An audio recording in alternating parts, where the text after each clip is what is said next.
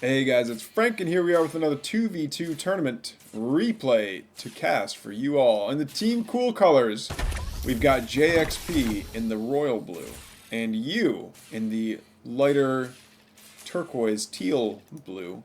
In the warm colors, our orange player is Aftermath's Snoxtar. And here's Aureil, the celestial player. And we're on Evergreen. Evergreen! Scout coming forward to be a little bit annoying, but already we're seeing. Okay, so this is something that I've been wanting to watch. Now I know the Celestial Vanguard team up is really good just because of the repair mechanic that that Vanguard has, and because so many Celestial units are part mechanical at least. Like the repair-matic is just so good for units that would otherwise take a long time to heal, but. It will be interesting to see what kind of synergies can be squeezed out of the Infernal Celestial matchup, other than using the Arc Ship as a resource drop-off point for the imps here. Here, let's see.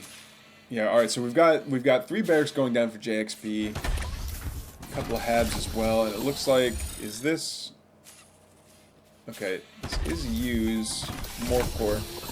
This is kind of tripping me up though. It looks like this color is Jayxp's color and it's not teal, but it's fine. It's fine. No worries. And we see another shrine going down here for Snoxtar over in his natural, but we don't see much in the way of production structures just yet, despite the fact that these imps are just mining at a blindingly fast speed here. And what do we have coming out of... What do we have coming out of... Aureil? I don't know, but we'll find out. Anyway, Jayxp, very well known for his... I don't want to say early game aggression. I don't want to say that he likes to get into fights and he wants for his opponent to sweat and have to react to him showing up on their doorstep with a bunch of Lancers all the time. But, and I'm not saying that's what he does in a lot of the 2v2 matches so that his opponents have to worry about his Lancers instead of their macro. And I'm not saying that he likes to pick those fights instead of going for creep camps, but I am saying that it's 2 days after President's Day in the year of our Lord 2025, and it is in fact Jayxp's birthday. Everyone wish Jayxp a happy birthday, either in the comments or in the Discord. He also loves being DM'd happy birthday, so if you could all DM him happy birthday, I think we'd really appreciate that.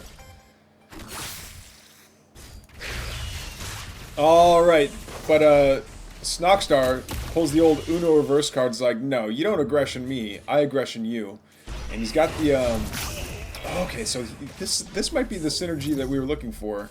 Using Infernal units to act as the front line, kind of a meat shield, and then having Celestial player pump out, oh no, all these Lancers though, they are definitely going to catch these Sabers. Sabers need to skedaddle. Okay, that's a great connection by the Nightfall Infestation though. And the Lancers are going to be slowed, but for how long? I think they just need to stand and fight. Yeah, there's one Lancer goes down, another Lancer goes down. This is actually working out really great. Ooh, yeah, okay. Whoa, we got 2 for 1. Man, this Saber, this absolute hero Saber. Turn him into a named unit. So back home, what's happening? Yeah, I think what's happening here is that I don't know how much they've actually practiced already, but using the Infernal tier 1 kind of squishier units as the frontline fighters, and then basically loading up the Infernal player or loading up the Celestial player with actually I like Seraphim too. Using Seraphim to take out camps is really good. Like it doesn't seem like they have that much health with 180. But with the 75% damage reduction from creeps, like, I want to say a single Seraphim can take out the, can take out a level 1 health camp. And I don't think there's any other unit in the game that can take out a level 1 health camp by itself. So yeah, interesting. This is a really cool, I don't know, observation to see how Infernals and Celestials can kind of help each other out in 2v2 settings. Alright, the notorious Jayxp getting his quick draw hustle on, putting the solar array, triple solar array on this Legion Hall. He really wants these Archangels coming out as quickly as possible. Arc Fortress is already up. Alright, and it looks like Snoxtar's going back home. Oh, Yu's coming on forward. Oh no, he got hit by a couple of Shadow Flyers though. Yeah, and this Archangel already tanked quite a bit of damage. It's time for him to go back home, I think. Oh, and the loneliest Argent in the whole wide world just gonna have to sit there and get smacked around by a bunch of Gaunts. But Jayxp's coming on forward and it's like, hey, you see these guys with the backpacks on and the rifles? Remember these? But he's not going to attack. He's going to sit on the energy regen camp and be like, you know what?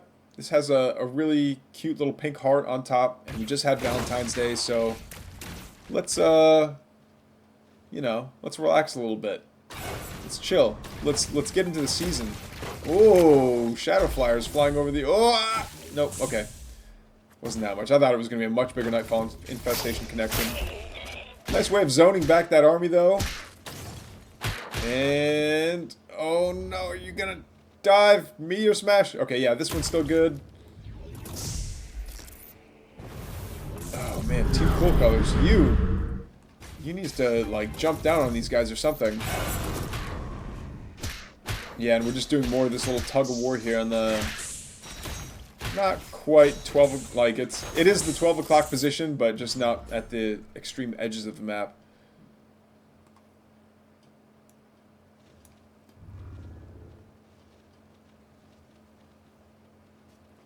Alright, so Saber Brute Gaunt, is that the play? With some Shadow Flyers for Overwatch. I actually really like this. It is almost mandatory to have Shadow Flyers for Overwatch.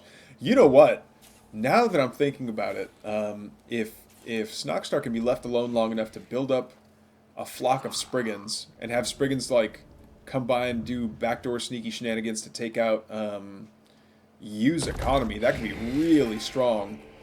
Snoxtar though is doing a fantastic job expanding. He's already got, yeah, he's still got this mine up and running, this mine's up and running, this mine's up and running. Oh, is he researching out of the Hellforge? Can't tell.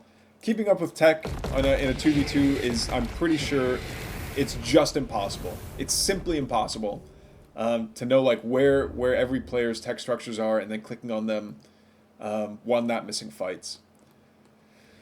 But that's all right. I'm sure we're going to be getting those fancy replay tools any day now, right, Jex? Right, Jex? What? I still smile every time I hear that random, what? Looks like it's going to be 4 Fiends that are going to race on forward here just to get a peek around what's happening at this base. And they are going to try and fight these overcharged Bobs. I don't know if I would do that with those Fiends. I think they get better value getting vision of whatever's going on in the opponent's base. But yeah, it looks like all the players are just going to kind of chill for a little bit.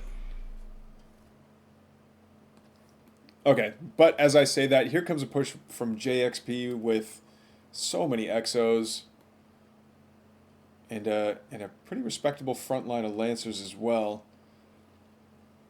And he should see that Shroud over there, so he knows the Infernal Force is up there. An effigy drops, so he probably knows that that's where there's a lot of units. Holy Sabers though, yeah, you don't want to get caught in front of all those Sabers, especially after a Nightfall drops and slows down so many of those units. Now Jayxp's fighting into a choke here, and these Sabers can get a fantastic concave if they really want to. The Hellborn doing their best to get great molten touch shots on all those Exos, and I think the Exos are just absolutely evaporating Yu's Archangel's coming on forward, though, and this one actually has the shields up on it, so it's going to be there for a long time. Another Archangel coming on forward. Needs to pounce on something. There we go. He's going to get on top of the Hellborn. While the Exos are going to sweep around and get these two Hellborn, which have managed to get separated from the rest of the crew. No! Finish him off! Finish him off! No! This Hellborn's worth so much. It can do so much damage. It's so worth taking out. There we go. Now it gets taken out. These medtechs are going to have a lot of work ahead of them to heal up these Exos. There we go. Nano Swarm goes down. I don't think that heals the... pretty sure that doesn't heal the Exos, right? Yeah, it doesn't.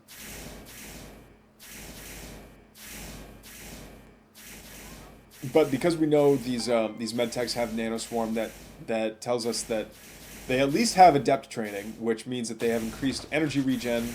Oh, do we not see the... I don't see energy or regen rates anywhere on the unit card, do we?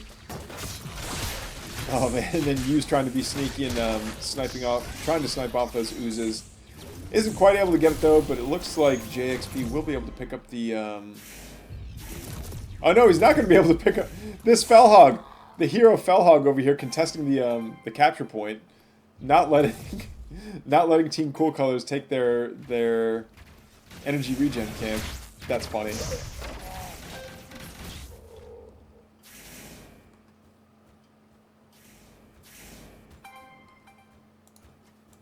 Do we see... Okay, no, we don't see Survival Protocol yet. We do see Kinetic Redirection, though, for the Lancers, which I like. Oh, no, the Felhogs couldn't even get in. Oh, and a System Shock goes down on all these Exos, and they're going to have... So it's a slow drop-off. It's not like Stimpack from SC2 and that... Oh, this dragon's going to get caught out! It's not like the SC2 Stimpack where it, like... You know, you have it for a couple seconds, and then it's like a toggle switch that goes on and off. It tapers off a little bit. The longer that unit has System Shock applied to it. Oh, fantastic Plague Breath there by that dragon, getting on top of all those sabers. And now there needs to be some kind of anti-air. These scythes are doing quite a bit of harm.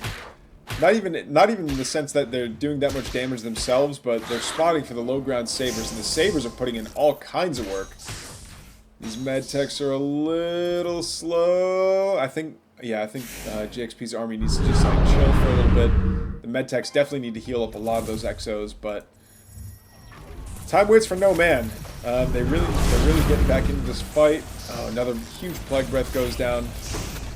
This Hellborn getting great shots with Molten Touch as well. Wait, where'd the dragon? Oh no, the dragon's still alive, but these Archangels are going to chase it and try to kill it with their bonk stick. Archangels crashing on down to the floor, chasing after these sabers, knowing that, well, maybe they didn't use their speedy getaway that recently, but a lot of them activate their avatar, and they're just going to start tearing through these meat farms. The sides of Yu are coming on forward, and they're going to be attacking these sabers uncontested. I don't see any kind of anti-air out from Team Warm Colors. Yeah, I think Aureil and Snoxtar are in kind of deep trouble right now. Okay, there we go. I just saw. Survival Protocol is finished up for Jayxp, so his Aureil and you just GG out. Jayxp was about to rip through all these units with his anti-heavy Exos. And that great overhead support from those from the Archangels that kept on crashing down. GG's, guys.